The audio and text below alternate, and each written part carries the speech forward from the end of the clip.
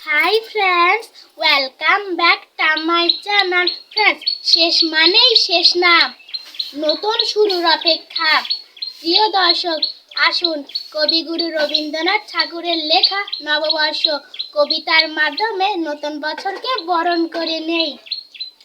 বছর শেষে ঝরা পাতা বলল উড়ে এসে, একটি বছর পেরিয়ে গেল হাওয়ার সাথে ভেসে।